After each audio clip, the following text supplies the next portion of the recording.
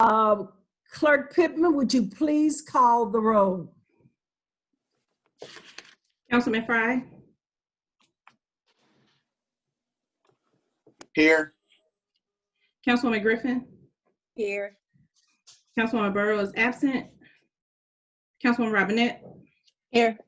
Mayor Jones, Here. Councilwoman Lipka, Here. Councilman Garrett. Here. Oh, okay, Councilwoman Burrow is actually signing in now, so give me 1 second.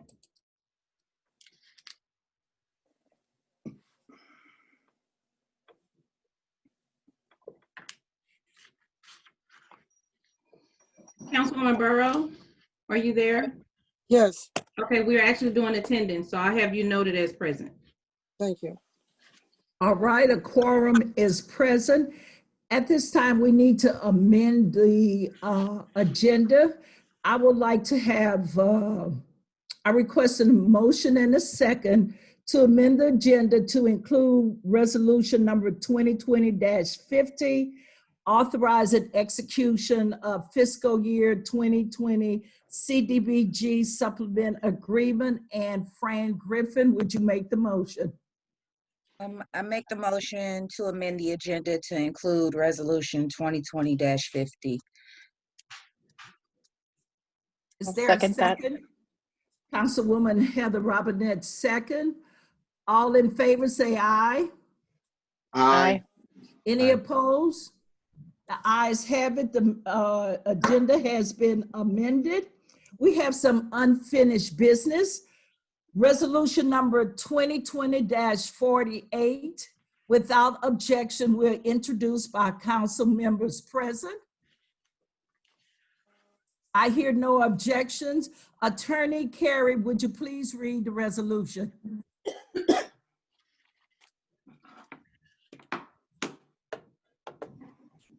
Sure. This is resolution 2020-50. That's 48. Oh, dash 48, I'm sorry. Hold on 1 second. Resolution 2020-48, a resolution appropriating additional revenue and positions and amending the 2019-2020 general fund, park fund, farmers market, and downtown TIF budget fund budgets. Interim City Manager, would you please explain? I'd be happy to. If there is no objection, I'm just going to go through each individual item one by one. But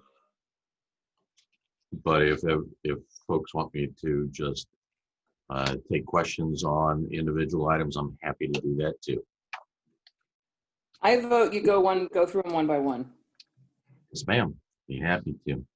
All right, the very first one is an additional $150,000 to professional services in Division 17. That's citywide. And I will tell you that the thing that happened most prominently was we settled two lawsuits after year end. And upon consultation with our auditors, their position was that since these were filed before year end and settled after year end, they should go back into fiscal year 20 and not the expenses of fiscal year 21. So that's the principal reason for adding $150,000 here. And obviously the settlements were more than that. $150,000 gets us to a point where we are spending less than we're appropriating. And that is our goal for each and every one of these. You'll notice that there may be more than one adjustment per division, but each of the divisions noted here requires adjustment because I have authority to move dollars from one line to another, one account to another within an individual division, but I may not move dollars from one division to another, say for instance, from PD to fire. Got it. That only you can do that. And so so we're actually only adjusting the budget of 7 of our 16 general fund divisions. So the next item is finance, and this is an additional $5,000 to unemployment insurance, going from 0 to 5,000. And this relates to, and there is no way we could have known about this. It came in either the first and second calendar quarter or the second and third calendar quarter. And this is related to the former Assistant Director of Finance. And remember that we are self-insured as a political subdivision of the state of Missouri. We don't pay into a fund like commercial entities do. We simply, we are on a pay-as-you-go plan. And so when someone files unemployment, even if they've gone on to another job and then lost that job, we're still going to get a bill. And that's what's going on here. The next item, also for the Finance Division, is an additional $4,000 for license and service fees. And this is related to creating a mirror site so that we could finish the Questica budget project. And the mirror site was simply, I know that Heather will know this, but nobody else will. Create a mirror site so you're not playing with live data. Because if you play with live data and you make a mistake, there's no going back. So Wasn't that requested by the software, admin, so to speak? I don't understand. I thought in the notes it was requested as part of the software in the agreement, correct, Lexi? Yeah, I see Lexi shaking her head. Yes, you're muted, Lexi. Yes, that is correct, Councilwoman.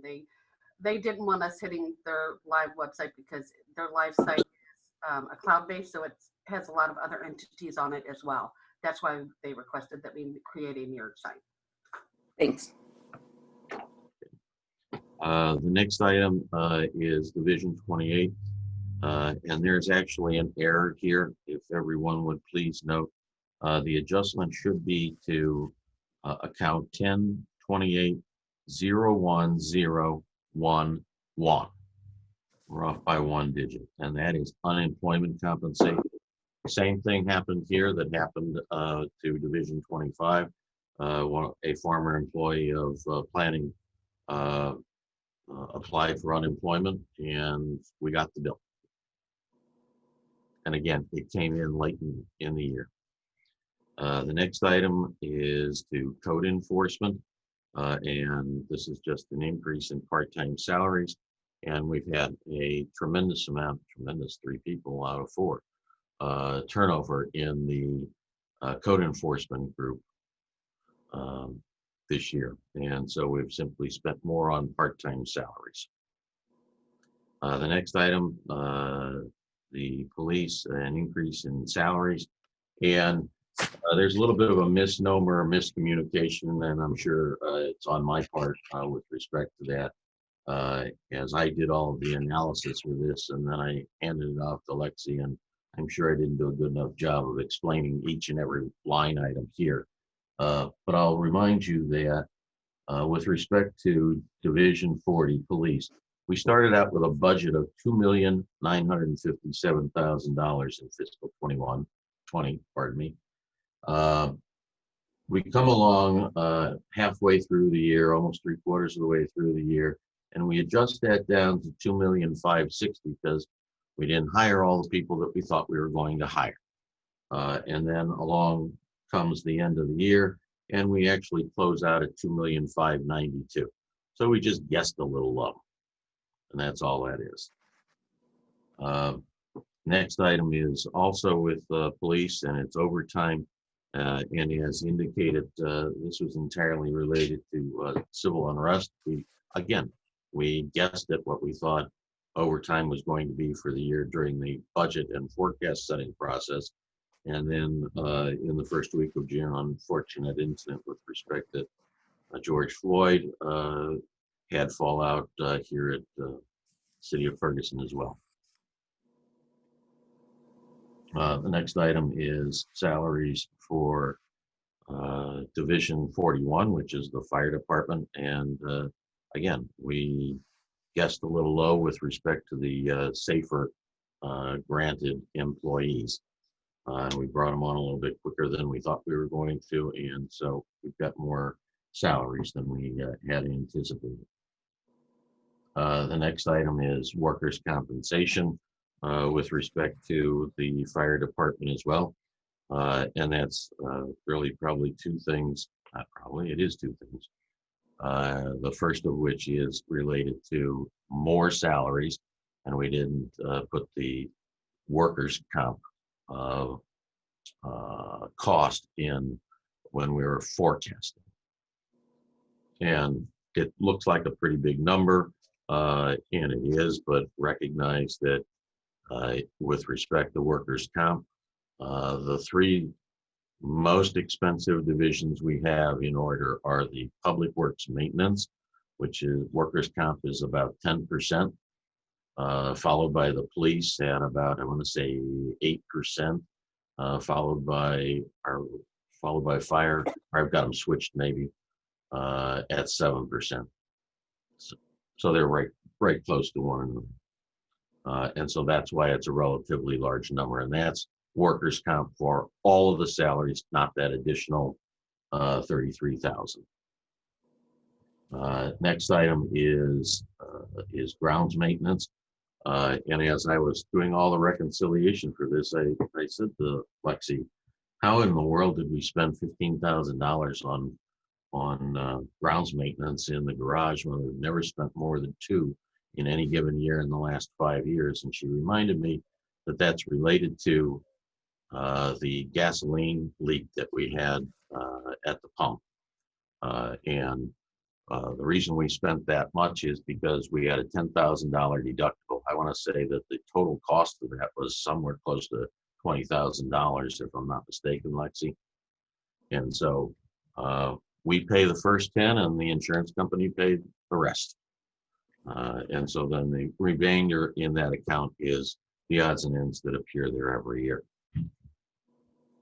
I'm going to talk about the next two items kind of conjoined, the community center roof and the Jolly Trolley. The community center roof, if you go to the CIP section of the fiscal 21 budget, you will see that in the forecast column, we actually forecasted in fiscal 20, $634,000 for capital expenditures in the Parks Fund. Unfortunately, that didn't carry forward to the actual line items in the budget. And this is just a consequence of our new process with respect to Questica, in that we have to do them separately. And so whoever is responsible for a line has to, after we settle on the CIP, then each individual responsible has to go back into Questica and adjust their amounts as well. Jeffrey, or Mr. Bloom, Yes.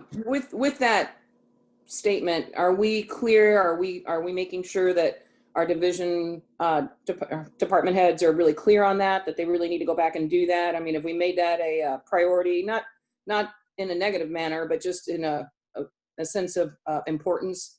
I totally understand what you're saying, and I thought we did before. Okay. And it's just a matter of how fastidious somebody wants to be in their checking. Okay. And then the next item is with respect to the downtown TIF. No, you got the Jolly Trolley. Well, I kind of talked about them together because Okay. if you, let me finish my thought. I didn't finish my thought. So we had in CIP 634,000. In the line items, we had 509, which is a difference of $125,000. And if you add 82 and 39 together, it's 121. So we were pretty much spot on CIP. We just didn't carry it through the line items. And then with respect to the downtown TIF, what happened here was one of the individuals that we pay pilots to payments in lieu of taxes. And so this is an agreement, one of the earlier agreements we had for grants we pay back all of the pilot amounts, the increase in property taxes over the base year. And this particular person didn't bring it in until after the end of the fiscal year. And when we got a hold of it, our guess was based upon the prior year taxes, and this reflected an increase for the current year taxes. And then finally, the last one is with respect to the farmers market. And as you may or may not recall, the annual cost of our contract with Tower Grove Farmers Market to manage the Ferguson Farmers Market is $30,000. Unfortunately, we didn't accrue the last payment last year, and so it rolled through this fiscal year. So we've got the 12 months of fiscal 20 plus 1 month from last year. And that's why we're adding that $3,000. And that concludes the items in this resolution. I make a motion to pass the resolution. That's my job.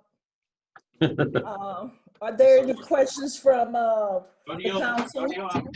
I don't have a question, but I did want to comment on this resolution and the other resolution, if I may. Which one? We on resolution 2020-48.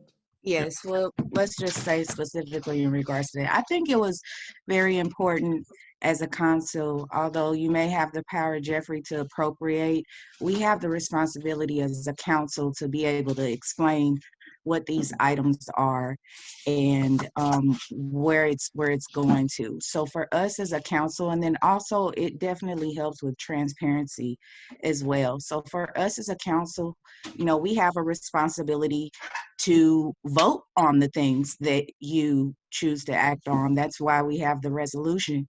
And so for us, it's really important for us to be able to digest it, understand it, ask questions so that we can move forward and be able to provide some knowledge if we have questions from the community. And so I just wanted to say that, I don't think it's about a power thing. We're supposed to work together to be able to accomplish this. And so I appreciate you taking the time to explain that. I appreciate Linda for actually putting out the motion to table it because it was something that needed to be done. And so I appreciate everybody for just taking the time out so that we all work together, because when we work together, then we can accomplish anything. Thank you. Just to be clear, ma'am, I hope I didn't use the word power. If I did, it's probably a poor use of the word.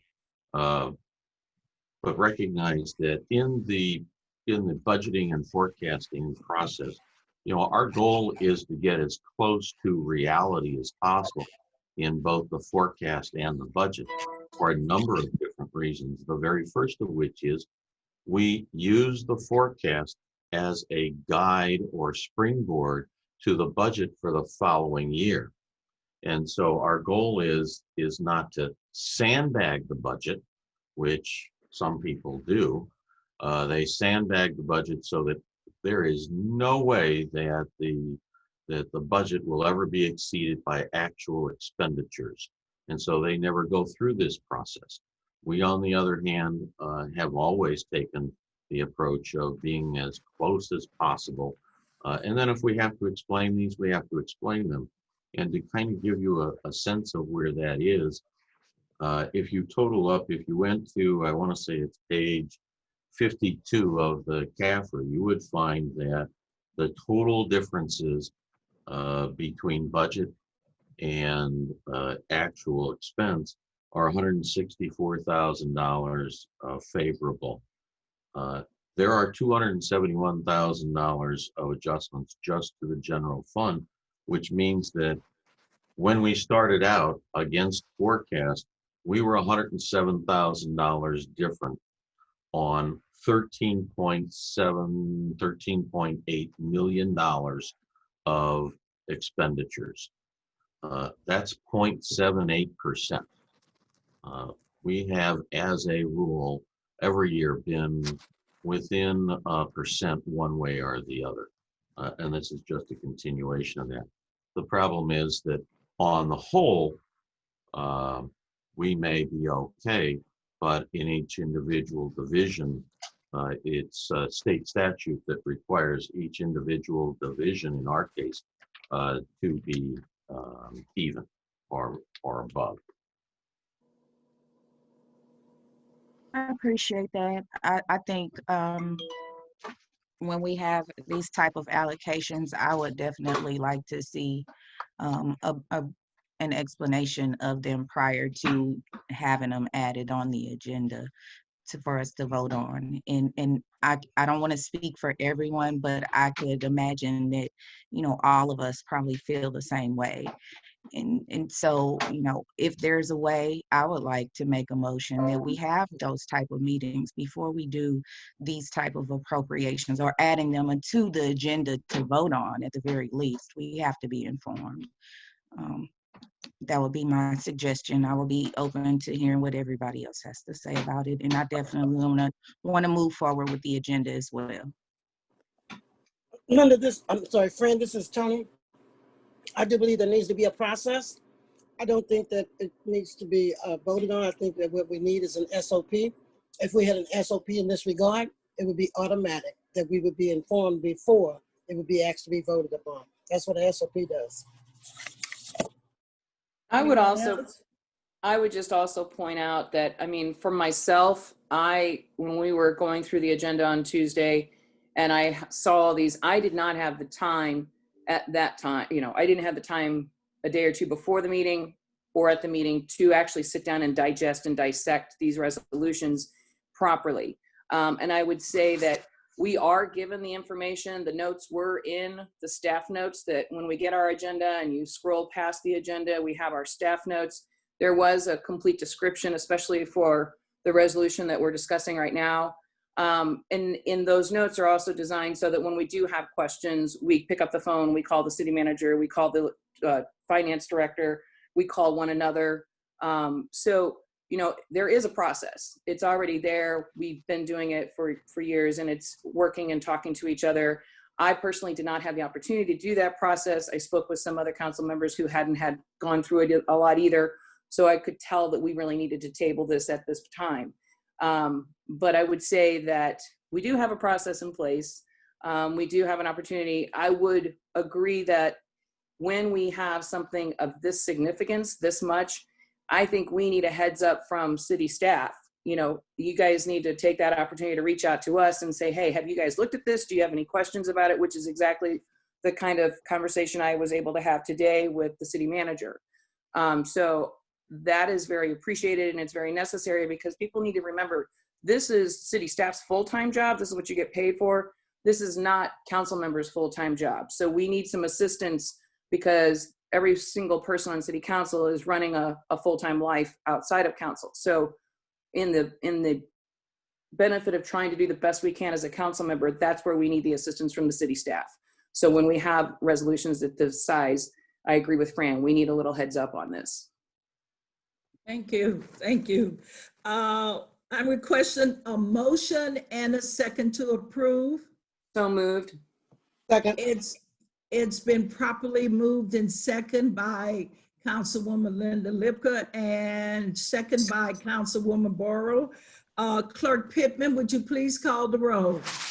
Councilman Fry, Aye. Councilwoman Griffin, Aye. Councilwoman Burrow,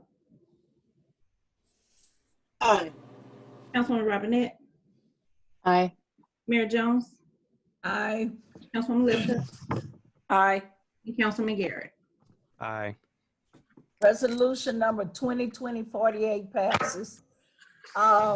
Resolution number 2020-49. Without objection, we're introduced by council members present. I hear no objections. Attorney Carey, please read the resolution. Yes, ma'am. Resolution number 2020-49, a resolution appropriating additional revenue and amending the 2020-2021 general park economic development sales tax, and capital improvement sales tax fund budgets. Interim City Manager, could you please explain? Yes, Madam Mayor, I'd be happy to. Thank you very much, Council.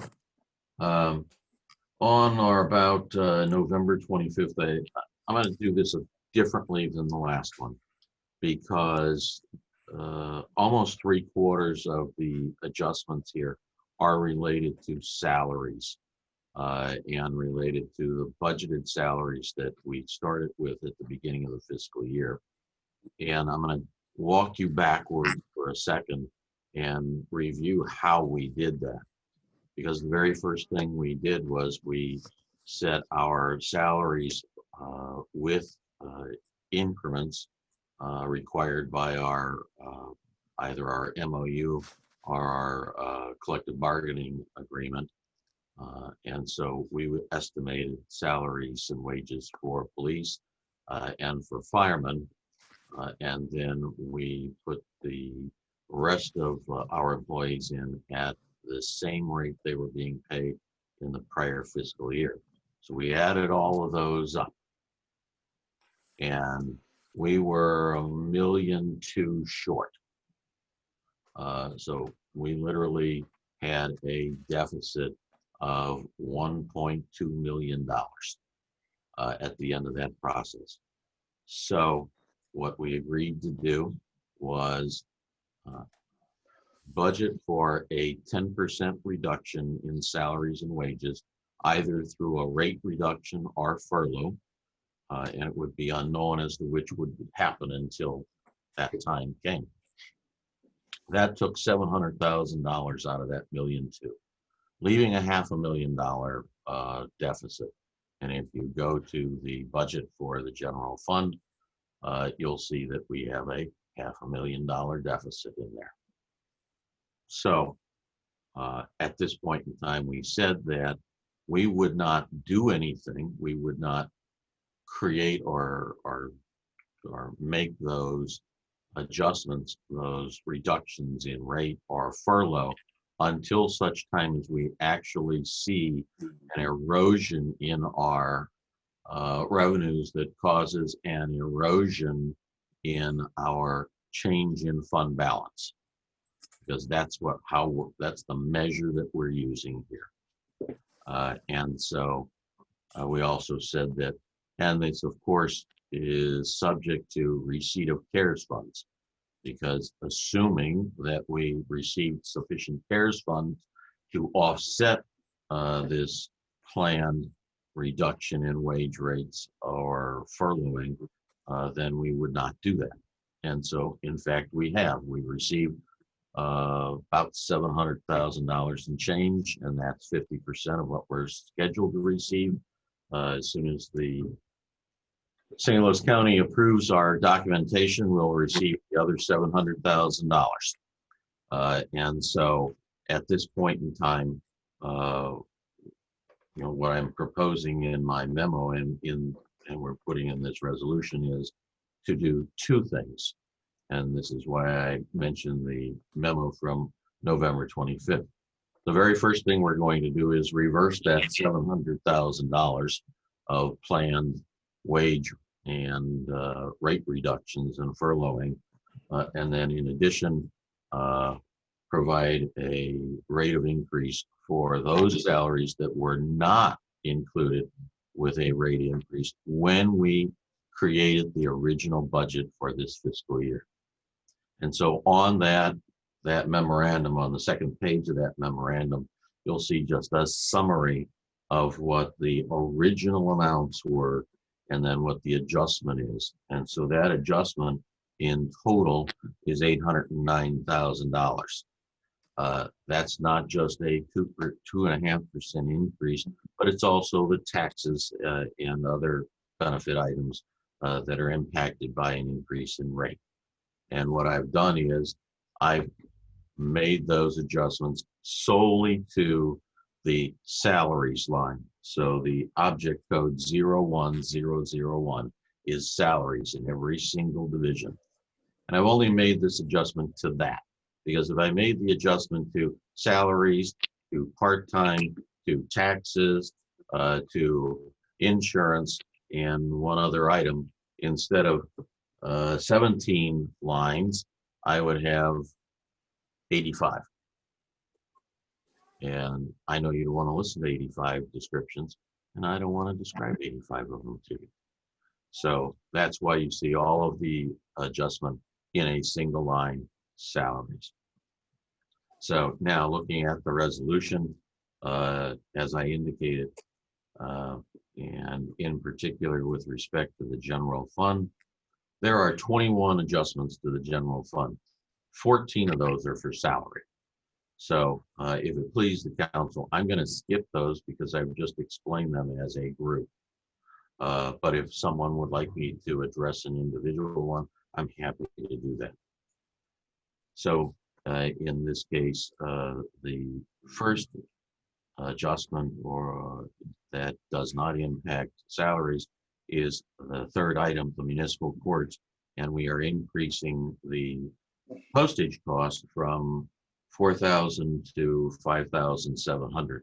And as briefly as possible, one of the things that has happened because of COVID-19 is a change in the processes of the municipal court as mandated by the circuit court judge responsible for the municipal courts. And one of the things that we are not permitted to do, and I'm fine with this, I'm not trying to imply I'm not, is we are not able to, if someone does not show up for their court date after having already received 2 or 3 letters from us, then we put them on another docket. We do not take them to warrant for failure to appear. The problem with that is that we keep increasing the size of the dockets because on any given docket, Courtney could correct me, but I think we probably average somewhere around 10%. So if we have a docket of 400 people, 40 show up. So the other 360 get put on another docket and they get another 2 or 3 letters, and then they don't show up for that docket, and we put them on a docket 3 months later. And unfortunately, this just perpetuates itself. And the outcome of that is that we are spending postage dollars at a rate far in excess of what we have budgeted for in this fiscal year, and we're raising it by $1,700. The next item that does not involve salaries is the 7th item, citywide expenses, Division 17. We're raising civil preparedness is increased by $37,600. This is one we really didn't have a great account for, so civil preparedness seemed like as good one as any, quite frankly. This is the cost of replacing the glass in the police department and the court building. And we bid this twice. I know it seems like a long time since we've been here, and it's taken us more than 6 months to get this fixed. We bid it twice. In both cases, we got exactly one bid. And so consequently, we went through other efforts to ensure that this is in fact a reputable vendor. Checked all the references, and it turns out that they do much bigger glass jobs than ours. And everyone that we talked to, that Don talked to, has sung their praises. So we're going to move forward with that. The next item on the second page involving something other than salaries is for the police department. And this is just a systems communication for $100. The next item after that is the cost for Faith in Blue, and that's offset by a grant.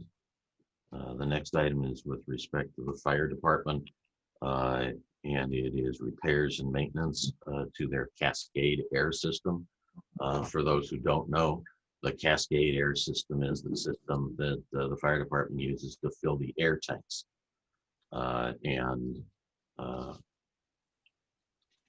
I've been around long enough to know that that system was purchased right after I got here 12 years ago. And unfortunately, it is on its last leg. John has done a great job of keeping it running and has been on the search for grants to replace it for better part of 3 or 4 years now. And we have not yet found that grant, so John keeps keeping it together with baling wire and chewing gum sometimes. So we'll spend $2,000 on it, and hopefully that's enough that'll get us through the year, and we'll keep looking for that replacement that we can buy with a grant.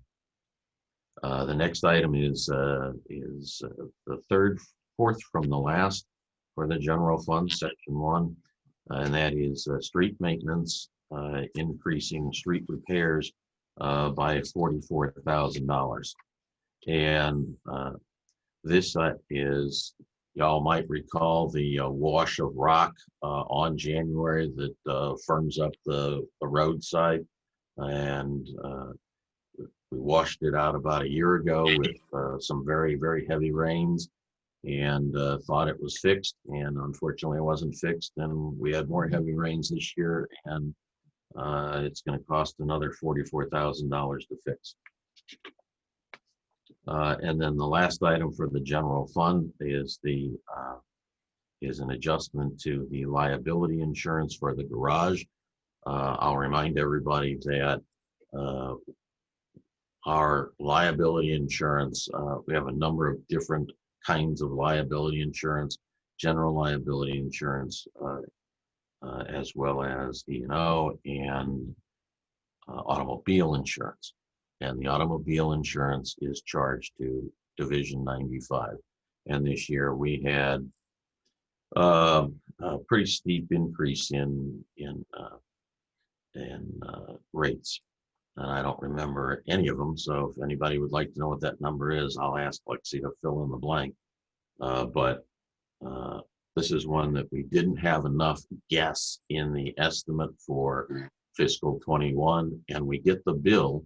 The bill actually covers January 1 through December 31. So we've expended everything for the last bill. We guessed at what this year's bill would be, and we guessed low. So rather than wait till the end of the fiscal year to change it, we're changing it now. Then going to section 2, 3 of the 4 line items are related to salaries. So the only one that is not is the capital expenditure, and that is an increase of $371,000. And unfortunately, I don't know why it was 175. It got changed to 175 several years ago, and I think Matt just overlooked it. But this is the cost of all of the capital work that we're going to do at the old car wash on West Florissant. So this includes not just the work that we're doing, but also the demo work. And substantially all of that is covered by grant. Do you have any, I mean, just a side note, do you have any idea when that project's going to start? No. Okay. Pretty simple. It is a subject of great concern and aggravation for me and Elliot and Dave at this moment in time, because we have been waiting for St. Louis Partnership to finish their part, and they are next on my list of people to talk to. Okay. So going on with respect to section 3, economic development sales tax, we are adding $19,500 to the professional services line. That was to finish paying for the comprehensive plan that was supposed to be done in the last fiscal year. So we budgeted or forecasted for the last fiscal year. Section 4 has to do with capital improvement sales tax fund, and none of these have anything to do with salary. So I'll talk about all of them. The very first one is with respect to vehicle fueling software. Long story short, we never purchased the maintenance for this software, so it never got updated. And so here we are 12 years later, and it's failed, and so, or is failing, and we've had to actually send people to buy gasoline at retail a couple of times. So this is to fix that. That goes hand in hand with the next item, which is an additional $19,000 for the fuel island and gate card reader. Again, they go hand in hand. The next item is for flood-proofing barrier for the shed, $25,000. Something that probably should have been done at the beginning when the shed was built, but it is not.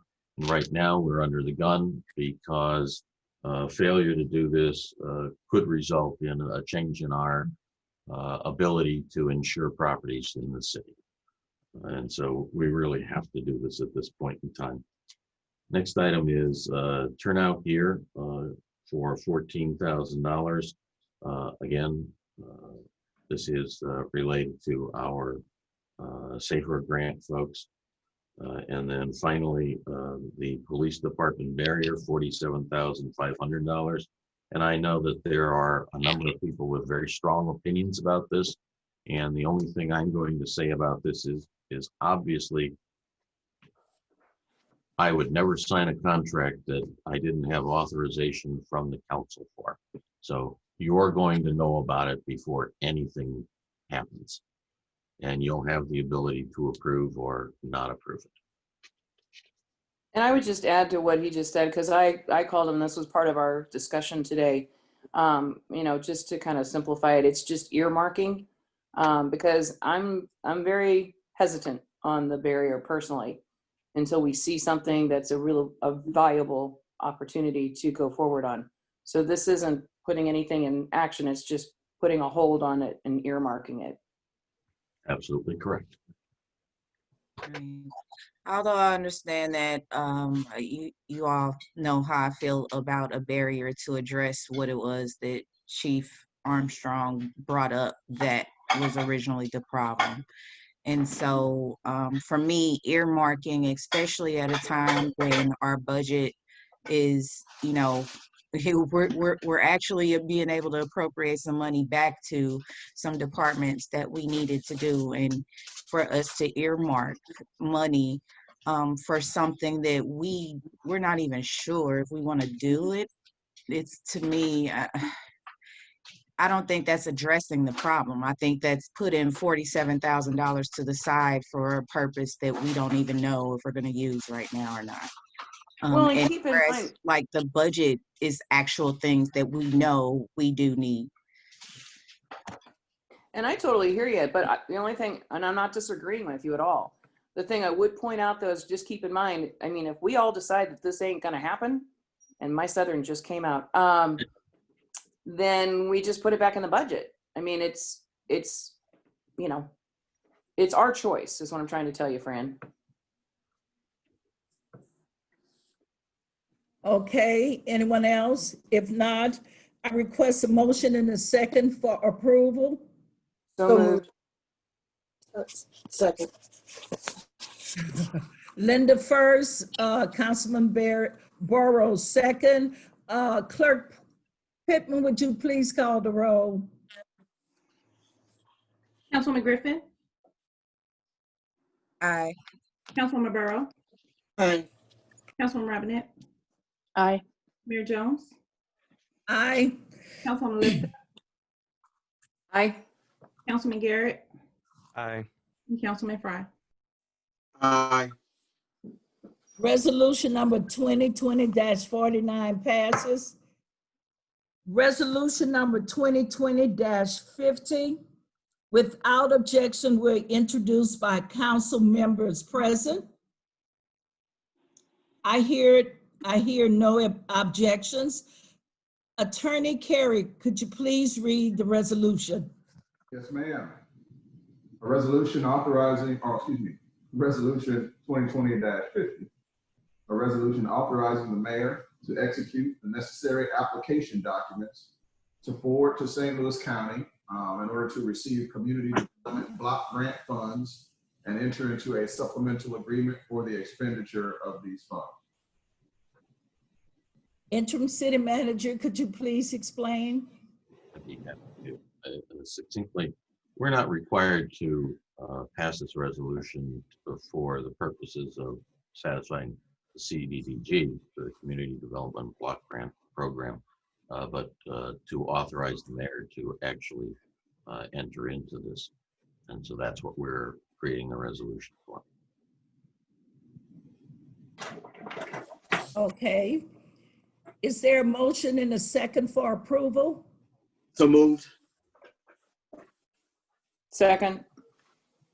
It's been moved by Councilman Byron Fry and second by Councilwoman Linda Lipka. Clerk Pittman, would you please call the roll? Councilwoman Burrow, Aye. Councilwoman Robinette, Aye. Mayor Jones, Aye. Councilwoman Lipka, Aye. Councilman Garrett, Aye. Councilman Fry, Aye. and Councilwoman Griffin. Aye. Resolution number 2020-50 passes. The next item is the rebranding project with Avant. The last time that we know of, City Manager and Councilman Garrett met with Avant and some changes was made. So we'd like to hear from them. City Manager. Thank you very much, ma'am. As I indicated in my email to everyone, Councilman Garrett and I met with Avant, and they came back and I had sent them the rendering that I had received from Councilman Garrett, and they came back with a change to that, putting their own little twist on it. And so what they did was, and I think everybody has a copy in their package of the change or option 2 proposed by Avant. And it's not a lot different. They've turned the leaf around 180 degrees and they've created a sphere around it with multiple colors. And really the issue is does the council want to use the one that was originally proposed, option 1, or the second one from Avant, option number 2? Councilman, do you have anything to Councilman Garrett, would you like to share? add? Yeah, so both are wonderful options for the reasoning that I have pitched prior, and Avant has agreed on that the motif is a good direction. They wanted to add a little bit to that. Their reasoning was to create some modularity for the different departments within the city, which within the option 1, and obviously I have a bias towards that. I have taken into account what they presented. My only statement, I don't wish to sway the council either way, but with adding multiple colors to a background and making the logo dependent on that color setup, we do run into issues with implementation as far as like printing it on a black and white copier, doing signage, clarity in different areas, and training as far as staff or potentially marketing people in the future on how to best use that logo. That would be the only reason I would not go with option 2. But I'm trying not to sway towards my own design. Anyone else would like to share? I don't Go ahead. I'm sorry, I don't mean to say, Stephen, that you are downplaying it, but it's very important for staff to be able to print either way and to have to resort to an outside entity where we could do that in-house. that makes it even more the reason. And I think Jeff will agree to that because we have enough problems already with the ones that we have in place right now, especially the logo that we have in place. I cannot tell you how many times over the years we've had difficulty getting that printed in black and white. So that in itself, I mean, anybody, I see Jeff shaking his head. That in itself should make us not go with it. I will also say, even when I'm trying to hold it up to the camera and showing it to you, okay, if I'm holding it, I'm trying my best. It looks like a blob with orange in the middle. But when I hold this up to you, you have a much clearer, it's easier to see. I mean, just in this moment. And I also think that simple speaks loudly.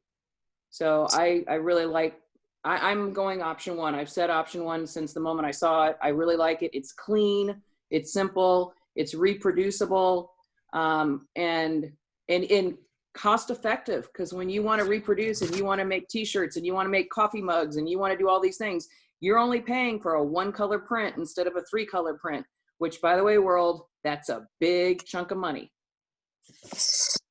Okay, Councilwoman Burrow, I see your, okay, it's off. Byron, you have any questions or comments? No, I do not. Okay, Fran? I actually like both of them. Adding into, thank you, Stephen, for explaining the thing about the copy, because that kind of tips it over for me in your direction. I actually liked both of them. I liked the presentation that was done when you did it. It was neat. It was cool. All the different things that we could use, you know, within the city that have our logo on it. Like I think that uniformity was it was a really, it was good for me because I hadn't been participating in the logo thing. To me, I was like, oh, it's just a logo, but it actually does matter. And so I think if, I'm willing to go with the team on this one again. I said that from the very beginning, is that I'm willing to go with the team on this one. So either way, I would be fine. But I do think if it's a problem with printing, then we need to go with the other option. Okay, Councilwoman Heather Robinette. Yeah, I still prefer option one. I was going to change my mind if Councilman Garrett was so swayed by Avant with all their reasoning. It didn't necessarily change my mind, and I do like the simplicity, and was a little baffled by the 180-degree turnaround of the leaf. I'm not sure the significance of that, but I'm option one, team one. Okay. Well, when you brought out copying and you have to pay more for color, that does make sense. So option number one, going with the team. So can we have consensus that the council is going for option number one? So, yay. Aye. Aye. Okay, we have consensus. Aye. Okay, it's option number one. All Job right. well done, Jeff and Steve. Job well done. Thank you. Yep. Very good, Councilman Stephen. Great work. Thank you. Thank you, City Manager. Okay, the next item. Is there another one? We have one more, Linda. Okay. One more. The request to waive the record request fee. Octavia sent us out email on it, and for myself, I said it was okay to waive the fee. And then when the question was brought up to City Manager Bloom, he gave us a dissertation or his rendition. I'm gonna call it a dissertation. That's a good word. We don't want to set that precedence where if you let one person, then you got a whole line of other people. So it's open for discussion. So I want to just jump in on here on this because the original request for the waiving of fees was not in a generalistic terminology of Freedom of Information Act, FOIA or something like that. Anyway, it was in regards to a specific request that a citizen was making regarding the vacant homes and the deeds and working with St. Louis County. And so the request was to find out if we had sent the check to county for the deeds of these vacant homes so that we can start getting the process of tearing them down in motion. And when the sunshine request was posed to the citizen, his reason for asking for a waiver of that is because he was doing this on benefit of the city. It's not like he was looking for information from the city or for any other thing. He was doing this in benefit, in tandem, in lieu of helping the city. Since this conversation started, he's already gotten the information. The county already told him, yes, Ferguson sent the check. Yes, they've got a 90-day process. They're going to move as fast as they can on it, but they can't guarantee anything because they are going into their busy season, which is January, February, as well as COVID. So it's there. Everything's done. Everybody's done their part. Now we're just waiting. So in lieu of the request to waive the fees, it was for that one isolated incident, and that isolated incident is now null and void. Okay. Okay. So, Mayor, if I may, so I'll reach out to the resident because right now the resident, I just let them know that, it's pending review and evaluation from you guys. So I'll reach out and find out if in fact there is still a need because he never responded to say that he no longer needed it. So I'll reach out to him, and if there's anything else that comes of it, then I'll let you know. Okay. And that would be, I'm glad you said that, Octavia, because I'm going from what I know from conversations I've had, but you getting that in writing makes it clear and concise. I mean, I'm just going from conversation. So I don't want to undo anything that citizen is still trying to do. And if there's still something to be done, you'll know and be able to tell us. Okay. So Clerk Pittman, you will reach out to the resident and get back with us. Is that not correct? That's correct. Okay, thank you. So, City Manager, you have anything to add? No, ma'am. Okay. All righty. That was the last item on the agenda. I would like to entertain a motion and a second to adjourn. So move. So moved. I would like to say Second. Merry Christmas, Happy New Year, because this is our last meeting of the year. Yeah. Are Yes. you ready to Happy vote? holidays, everybody. All in favor say aye. Aye. Any opposed? The ayes have it. Before you go- Meeting adjourned. Happy New Year, Merry Christmas, everything to everyone. Come Hey, on, everybody. Linda. Merry Christmas. Everybody, just remember, when the clock strikes midnight or 12:01 on December 31st, do not yell Happy New Year. Everybody needs to yell Jumanji so we can get out of this game called 2020. Just saying. You guys have an awesome, happy holiday. Merry Christmas. Happy New Year. Oh, Happy here, say hi. holidays. There's my Hey, dog. Jeff. He says hi. Jeff, could you give me a call? Thank you please? for a great 2020. Jeff Bloom. Tony, Bye. could you give me a Good call? night. Good night. Good night. Love Jeff, can you you. hear me? Love you. Jeff, can you give me a call? Sure. Thanks. You see my new dog?